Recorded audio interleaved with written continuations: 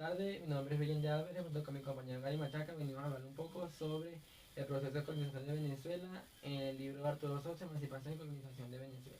Como primer punto vamos a hablar sobre la preparación de la crisis a rebelión de los negros, en donde se manifiesta la sublevación del negro sambo José Leonardo Chirinos, que se levantan negros y mestizos en la hacienda Macanilla en 1795 en Coro. Una de las causas que iniciaron este movimiento fue la creencia que el rey de España había proclamado un código negro donde se establecía la liberación de negros.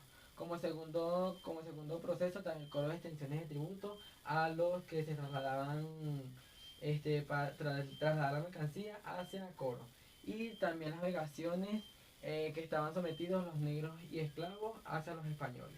José Leonardo Chirino junto a Juan Bautista Chiquito Cristóbal Acosta y Caridad González se encarga de preparar la sublevación. Como primer punto atacan la hacienda Socorro, donde matan blancos y negros proclamando el código negro que según se había proclamado para esa época. Primera consecuencia para la rebelión de los negros se trata sobre la creencia de que España había promulgado un código negro donde se promulgaba la liberación de negros. Como segundo punto, el cobro de excesivos tributos a los negros que transportaban mercancía hacia Coro.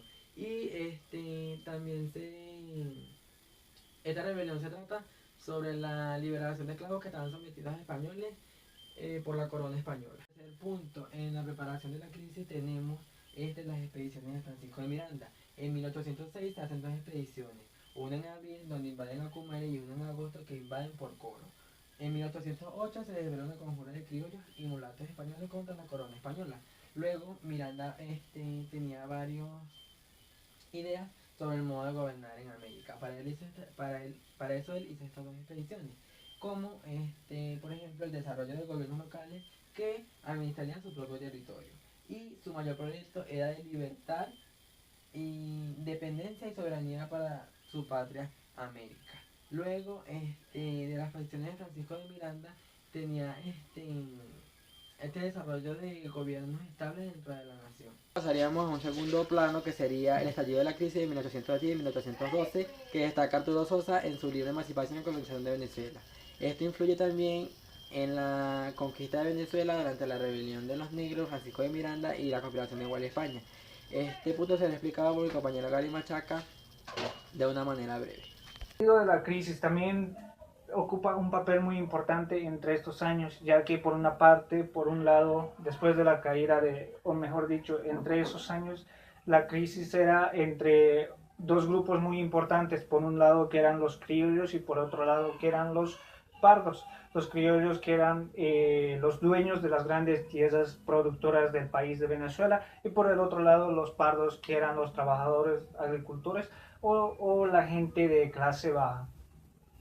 Y los pardos sí, querían igualdad para ellos, que todo sea equitativo, igualitario, tener derechos para también extender o para que la palabra de ellos valga un poco más o para que puedan resaltar ante la opinión pública, cosa que los criollos no dejaban o no establecían porque era como un ayuntamiento hacia ellos o como una amenaza para los criollos. Es por eso que a pesar de la brevedad de esta fase, el proceso adquiere gran relevancia y profundidad por estos dos grandes grupos que se daban entre los años 1810 y entre los años 1812. Con la ruptura en el establecimiento del poder real y la caída de la Primera República, se establece una constitución republicana. También se nace los sentimientos autonomistas de la provincia, se manifiesta claramente las contradicciones del sector criollo. Constantemente se iban contradiciendo el sector criollo porque nunca establecía los beneficios por ambas partes, tanto para los pardos o para los criollos, simplemente era beneficio para ellos, por lo cual siempre se iban contradiciendo ante argumentos que emitían por parte general. La caída de la Primera República señalada en el Manifiesto de Cartagena, Como ya sabemos, en el manifiesto de Cartagena se da a conocer muchas relevancias sobre la caída de la Primera República, como hace un momento yo di a conocer, qué es lo que sucedía hasta entonces y algunas de las causas de la de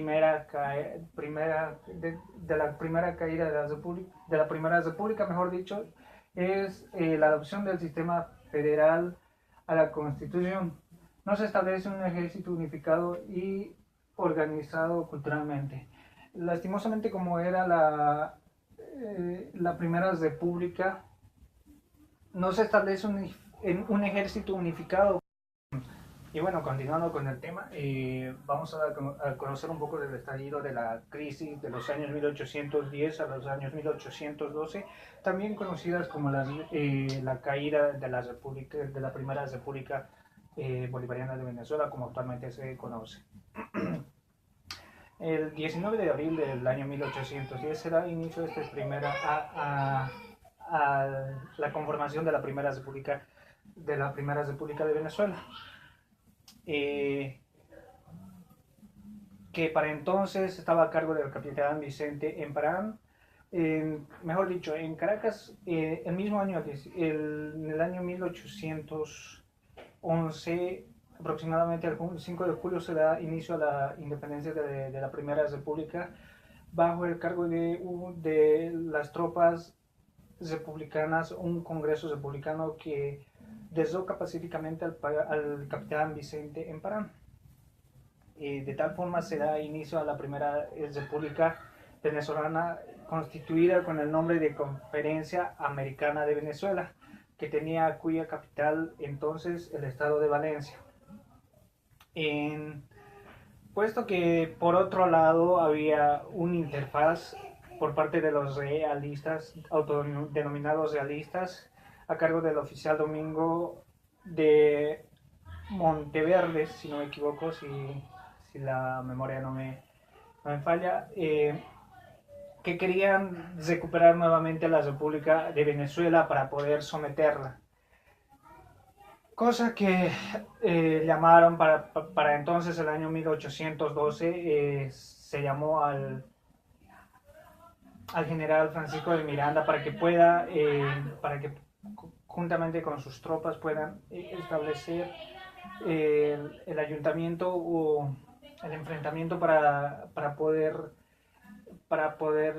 defender la república que se había conformado hasta entonces, pero no se pudo llegar a tales consecuencias o a tales fines, ya que el 25 de julio de 1812 se da por manifiesto la caída de la Primera República Venezolana, dando con un fin de aprisionamiento al general Francisco de Miranda por parte de los realistas y hacia las tropas republicanas de entonces. Bueno, el estallido de la crisis también ocupa un papel muy importante entre estos años, ya que por una parte, por un lado, después de la caída o mejor dicho, entre esos años, la crisis era entre dos grupos muy importantes, por un lado que eran los criollos y por otro lado que eran los pardos. Los criollos que eran los dueños de las grandes tierras productoras del país de Venezuela, y por el otro lado los pardos, que eran los trabajadores agricultores o la gente de clase baja. Los pardos querían igualdad para ellos, que todo sea equitativo, igualitario, tener derechos para también extender o para que la palabra de ellos valga un poco más, o para que puedan resaltar ante la opinión pública, cosa que los criollos no dejaban o no establecían, porque era como un ayuntamiento hacia ellos o como una amenaza para los criollos.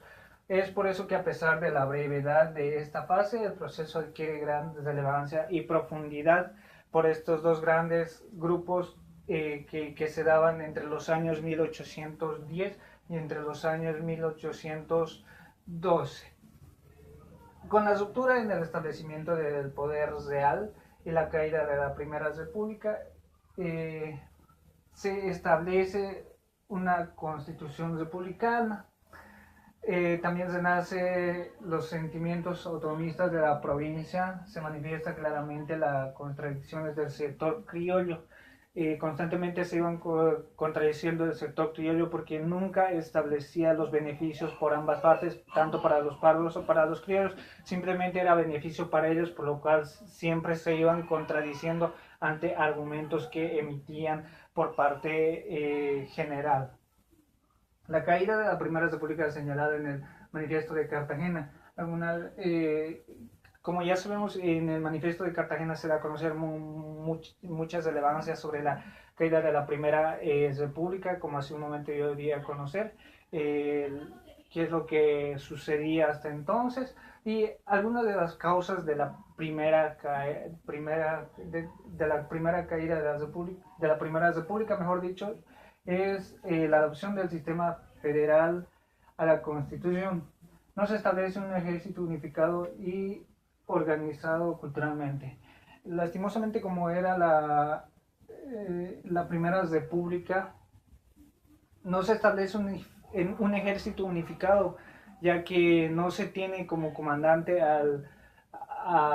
como ya conocemos, a nuestro libertador Simón Bolívar. Hasta entonces se quiso defender la Primera República con el general Francisco de Miranda, pero tampoco se tenía buena logística, como hoy conocemos como esa palabra, buena logística para que eso pueda suceder.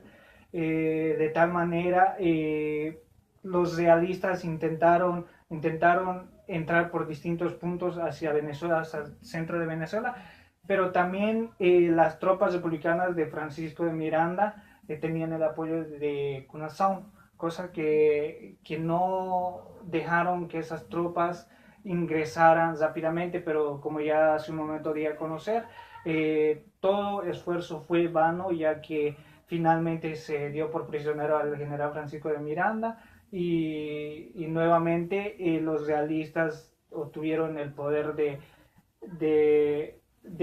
derrocar a la Primera República y nuevamente conceder la monarquía española.